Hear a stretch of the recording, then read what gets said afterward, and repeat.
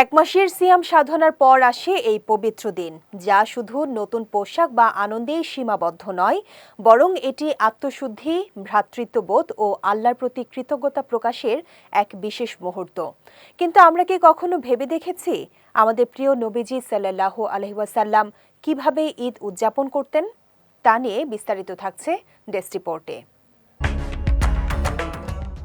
ঈদ কেবল আনন্দের দিন নয়, এটি ইবাদত, কৃতজ্ঞতা, ভালোবাসা ও মানবিকতার এক অনন্য উপলক্ষ। রাসূল সাল্লাল্লাহু আলাইহি ওয়াসাল্লাম আমাদের শিখিয়েছেন কিভাবে পবিত্রতা, সংযম ও আন্তরিকতার সঙ্গে ঈদ উদযাপন করতে হয়। ঈদের সকাল শুরু হতো পবিত্রতার মাধ্যমে। তিনি গোসল করতেন, সুগন্ধি ব্যবহার করতেন এবং পরিধান করতেন পরিষ্কার ও সুন্দর পোশাক।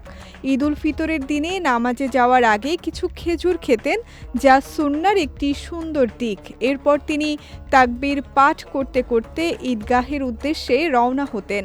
সাধারণত হেঁটে যেতেন এবং যাওয়ার ও ফেরার জন্য ভিন্ন পথ ব্যবহার করতেন, যাতে বেশি মানুষের সঙ্গে সাক্ষাৎ ও শুভেচ্ছা বিনিময় করা যায়। ঈদের নামাজ ছিল দিনের মূল কেন্দ্রবিন্দু। তিনি 2 রাকাত নামাজ আদায় করাতেন এবং খুতবার মাধ্যমে মানুষকে দ্বীন, ন্যায় ও সহানুভূতির শিক্ষা দিতেন। একই সঙ্গে নবীজি সাল্লাল্লাহু আলাইহি ওয়াসাল্লাম ঈদের আনন্দকেও গুরুত্ব দিতেন। শিশুদের খেলাধুলা, বৈধ বিনোদন এবং আনন্দঘন আয়োজনকে তিনি উৎসাহিত করতেন। এতে বোঝা যায় ইসলাম আনন্দকে নিষেধ করে না, বরং শালীনতার মধ্যে উপভোগ করতে শেখায়।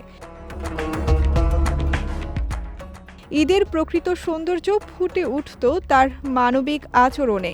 তিনি আত্মীয় স্বজনের খোঁজ নিতেন, গরিব দুঃখীদের পাশে দাঁড়াতে উৎসাহ দিতেন এবং সবার মাঝে আনন্দ ভাগাভাগি করতেন।